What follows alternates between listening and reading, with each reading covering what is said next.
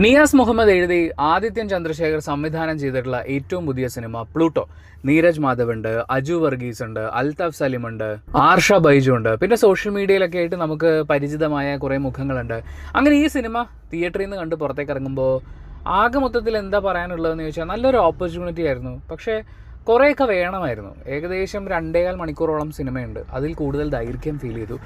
കുറച്ചും കൂടി ക്രിസ്പാക്കി, കുറച്ചും കൂടി എൻഗേജിങ് ആയ കാര്യങ്ങളെ, അതായത് നമ്മൾ ഒരുപാട് പറഞ്ഞ് ശീലിച്ച കണ്ടും കേട്ടും കഴിഞ്ഞിട്ടുള്ള അതേ കഥയും അതേ കഥാപാത്രങ്ങളെയും വീണ്ടും കൊണ്ടുവരാൻ വേണ്ടിയിട്ടുള്ള ശ്രമങ്ങൾക്ക് അപ്പുറത്തേക്ക് ഇപ്പോൾ അജു വർഗീസിൻ്റെ ക്യാരക്ടറിലൊക്കെ അവർ ചെയ്തിട്ടുള്ളൊരു ലെയറിംഗ് ഉണ്ട്. ആ പരിപാടി കൊള്ളാം. അപ്പം അതേപോലൊരു സംഭവം എല്ലാ കഥാപാത്രങ്ങളിലും വർക്കായിരുന്നെങ്കിൽ ഒരു പക്ഷേ ഒരു നല്ല സിനിമയാകുമായിരുന്നു എന്നെനിക്ക് തോന്നിയ, പക്ഷേ നല്ല രസമുള്ള ഒരു ക്ലൈമാക്സ് ആണെന്ന് വെച്ചാൽ ഒരു ഡിഫറെൻറ്റ് പരിപാടി പിടിക്കാൻ ശ്രമിച്ചിട്ടുള്ള ഒരു ക്ലൈമാക്സ് ഉള്ളൊരു സിനിമ, തിരക്കിടില്ലാത്ത മ്യൂസിക്, അങ്ങനെ പോകുന്ന ഒരു സിനിമ, ഒരു കൊച്ചു സിനിമയാണ്. അവർ ചെറിയ ബഡ്ജറ്റിൽ ചെയ്തിട്ടുള്ളതാണെന്നുള്ളത് സിനിമ കാണുമ്പോൾ നമുക്ക് മനസ്സിലാക്കാൻ പറ്റും. പ്ലൂട്ടോയുടെ കഥ ട്രെയിലർ കാണുമ്പോൾ നമുക്ക് എല്ലാവർക്കും മനസ്സിലാവുന്ന പോലെ എഞ്ചിനീയറിംഗ് സപ്ലൈ ഒക്കെയുള്ള ബിസിനസ് ചെയ്ത് പൊട്ടിയിട്ടുള്ള രക്ഷപ്പെട്ടിട്ടില്ലാത്തവനെന്ന് വീട്ടുകാരും നാട്ടുകാരും ഒക്കെ വിധി എഴുതുന്ന ഒരു കഥാപാത്രമുണ്ട്. അവനൊരു കൂട്ടുകാരനുണ്ട്, അനിയനുണ്ട്, അച്ഛനുണ്ട്, അമ്മയുണ്ട്, പിന്നെ ഒരു കാമുകിയുണ്ട്. അവനങ്ങനെ ഒരു ഓളത്തിൽ പോയിക്കൊണ്ടിരിക്കുന്ന സമയത്ത് അവനെപ്പോലെ തന്നെ തോൽവി എന്ന് വിധി എഴുതിയിട്ടുള്ള ഒരു ഏലിയൻ അവൻ്റെ ജീവിതത്തിലേക്ക് കടന്നു വരുന്നു. പിന്നെ അവിടെ ഒരു വില്ലൻ ക്യാരക്ടർ എന്ന് പറഞ്ഞ് വെക്കാൻ പറ്റുന്ന കുറച്ച് കള്ളം കൊള്ള പരിപാടിയൊക്കെയുള്ള ഒരു ക്യാരക്ടറായിട്ട് അജു വർഗീസും ഉണ്ട്. ഞാൻ ഈ പറഞ്ഞ ഇത്രയും കാര്യങ്ങളില്ലേ, ഇതാണ് സെക്കൻഡ് ഹാഫ് പകുതി വരെയുള്ള കഥ. വേറെ ഒന്നും തന്നെ നമുക്ക് ഈ സിനിമയിൽ എനിക്കൊന്നും ഫീൽ ചെയ്തില്ല. ഒരു എൻഗേജിങ് ഫാക്ടർ തോന്നിയില്ല. ഇപ്പോൾ കഥാപാത്രങ്ങൾ, അവരുടെ ഒരു ഇമോഷണൽ കണക്ഷൻ, ഇപ്പോൾ ഒരു ഏലിയനും മനുഷ്യനും തമ്മിലുള്ളൊരു കൂട്ടിമുട്ടൽ വരുമ്പോൾ സ്വാഭാവികമായും എല്ലാ സിനിമകളിലും കാണാറുള്ള ഒന്നാണ് അവർക്കിടയിലുള്ള ഒരു റിലേഷൻഷിപ്പ് ബിൽഡായി വരുന്നത്. അത് ഈ സിനിമയിൽ സ്വിച്ചിട്ട പോലെ പെട്ടെന്ന് എന്തോ ഒരു സ്നേഹം വരുന്നു എന്ന് പറഞ്ഞ പോലെ അത് കുറച്ചും കൂടി കൺവിൻസിങ് ആയിട്ട് അവതരിപ്പിക്കാമായിരുന്നു എന്ന് എനിക്ക് തോന്നി. പിന്നെ സോഷ്യൽ മീഡിയയിൽ നിന്ന് സിനിമയിലേക്ക് വരുന്ന ആൾക്കാർ, അത് ഇതിനു മുമ്പ് മഹാരാജ ഹോസ്റ്റൽ കണ്ടപ്പോഴും നമ്മൾ പറഞ്ഞിട്ടുണ്ടായിരുന്നു, ഇവരൊക്കെ മെറിറ്റിൽ വരുന്ന പിള്ളേരാണ്. അതായത് പണിയെടുത്ത് പ്രൂവ് ചെയ്തതിന് ശേഷം സിനിമയിലേക്ക് വരുന്ന ആൾക്കാരാണ്. പക്ഷേ സിനിമയിലേക്ക് വന്നതിന് ശേഷം അവർ സോഷ്യൽ മീഡിയയിൽ ചെയ്യുന്നത് തന്നെ ചെയ്തു വെക്കാൻ, അതേ കോമഡികളൊക്കെ ഉണ്ടാക്കുക. എനിക്ക് തോന്നുന്നു ഇതിൽ സ്ക്രിപ്റ്റിലൊന്നും എഴുതാതെ അവരെ ഏൽപ്പിച്ചിട്ടേ, എടാ നിങ്ങൾ വേണത് ചെയ്യാമെന്ന് പറഞ്ഞ് ചെയ്യിപ്പിച്ച പോലെ. കാര്യം അവർ റീലിൽ നിന്ന് ഇറങ്ങുന്നില്ല, അല്ലെങ്കിൽ അതിനുള്ളൊരു സ്പേസ് എന്താ ഇവർ കൊടുക്കാത്തത്? ഇപ്പം വിപിൻ ദാസിൻ്റെയൊക്കെ സിനിമകളിൽ ഈ സോഷ്യൽ മീഡിയയിൽ നിന്നുള്ള ആൾക്കാർ വരുമ്പോൾ അവരുടെ സോഷ്യൽ മീഡിയ ട്രേറ്റ്സ് അവർ ഉപയോഗിക്കുമ്പോഴും അതിനപ്പുറത്തേക്ക് ക്യാരക്ടറായി മാറാനുള്ള സംഭവങ്ങളൊക്കെ അവർക്ക് കൊടുക്കുന്നുണ്ട്. ഇതെന്താണെന്ന് വെച്ചാൽ അതേ സാധനം തന്നെ നമ്മൾ വീണ്ടും കാണുന്നു. ഇപ്പോൾ എഞ്ചിനീയറിംഗ് പൊട്ടിയിട്ട് രക്ഷപ്പെടാൻ നിൽക്കുന്ന പയ്യൻ എന്ന് പറയുന്നത് നമ്മൾ എത്ര സിനിമകളായി കാണുന്നു, എത്ര വർഷമായി കാണുന്നു.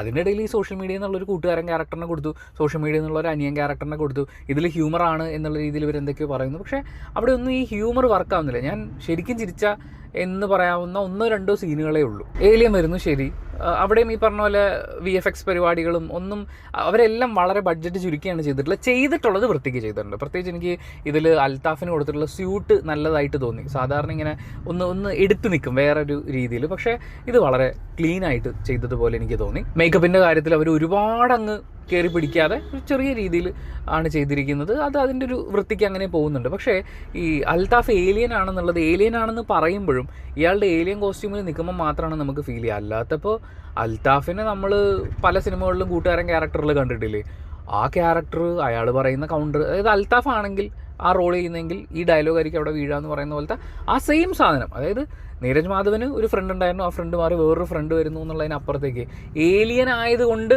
ഈ കഥയിൽ ഭയങ്കരമായ സംഭവങ്ങൾ ഉണ്ടോ എന്ന് ചോദിച്ചു കഴിഞ്ഞാൽ വില്ലനും ക്ലൈമാക്സും മാത്രമാണ്. ഏലിയൻ എന്നുള്ളത് കൊണ്ട് അതിലെന്തെങ്കിലും ഒരു സംഭവം ഉള്ളത്.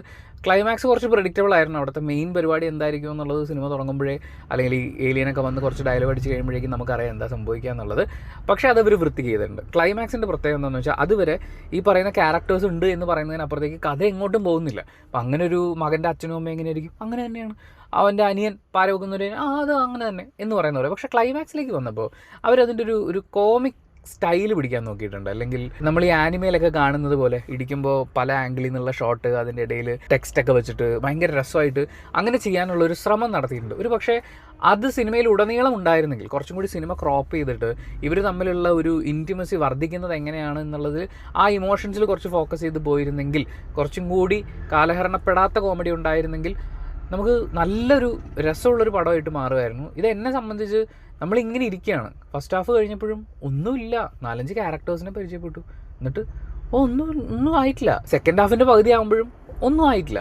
അർക്കാഡോ ആണ് മ്യൂസിക് ചെയ്തിട്ടുള്ളത്. മ്യൂസിക് ഒരു ഡിഫറെൻറ്റ് പരിപാടി പിടിക്കാൻ അവർ ശ്രമിച്ചിട്ടുണ്ട്. That was good. വിഷ്വലി ഞാൻ നേരത്തെ പറഞ്ഞ പോലെ നമുക്ക് ഫീൽ ചെയ്യും ഇതൊരു ചെറിയ ബഡ്ജറ്റിൽ എടുത്തിട്ടുള്ള സിനിമയാണെന്നുള്ളത്. എന്ന് വെച്ചാൽ വിഷ്വൽ മോശമാണെന്നല്ല, അവർ ആ ഒരു ചെറിയ ലെവലിലൊക്കെ തന്നെയാണ് പോയിട്ടുള്ളത്. അത് അങ്ങനെ തന്നെ ഡീസൻ്റ് ആയിട്ട് ഡെലിവർ ചെയ്യുന്നുണ്ട്. പെർഫോമൻസ് വൈസും എനിക്ക് അങ്ങനെ ഒരു ഭയങ്കര സംഭവമായിട്ട് ഇപ്പോൾ ആർഷ ബൈജുവിൻ്റെ ഇതിന് മുമ്പുള്ള സിനിമകളിലൊക്കെയുള്ള ആ പെർഫോമൻസിൻ്റെ അതേ എക്സ്റ്റൻഷൻ തന്നെ നീരജ് മാധവായിട്ടുണ്ട്.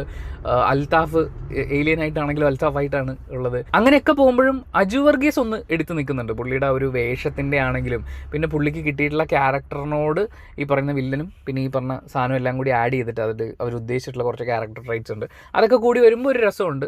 പുള്ളിയുടെ പോർഷനും പുള്ളിയുടെ കൂടെയുള്ള 2 ആൾക്കാർ മറ്റേ പുട്ടാലുവും അല്ലെങ്കിൽ ശിക്കാരി ശംഭുവും വിക്രമനും മുത്തും പിന്നെ ഒരു സയന്റിസ്റ്റും എന്നൊക്കെ പറയുന്ന പോലെ ആ പാക്കേജിങ് നല്ലതായിരുന്നു. പക്ഷേ അതിൻ്റെ ഇപ്പുറത്തെ സൈഡിൽ അതിനെ കൗണ്ടർ ചെയ്യാൻ പറ്റുന്ന അല്ലെങ്കിൽ കുറച്ചും കൂടി എൻഗേജിങ് ആയിട്ടുള്ള ഒരു എലമെന്റ് വരണമായിരുന്നു. നമ്മൾ ഇങ്ങനെയുള്ള സിനിമകൾ കാണുമ്പം അല്ലെങ്കിൽ ഇങ്ങനെ എത്തിപ്പെടുന്ന ഒരു അവസ്ഥ എത്തുമ്പോൾ നമ്മുടെ ഒരു വലിയ വിഷമം എന്താണെന്ന് വെച്ചാൽ നല്ലൊരു അവസരമായിരുന്നു. കുറേയും കൂടി ആ എഴുത്തിൽ ഈ സാധനം ഉണ്ടായിരുന്നെങ്കിൽ അടിപൊളിയായിരുന്നേനെ എന്ന് പറയുന്ന പോലത്തെ ഒരു ഫീല്.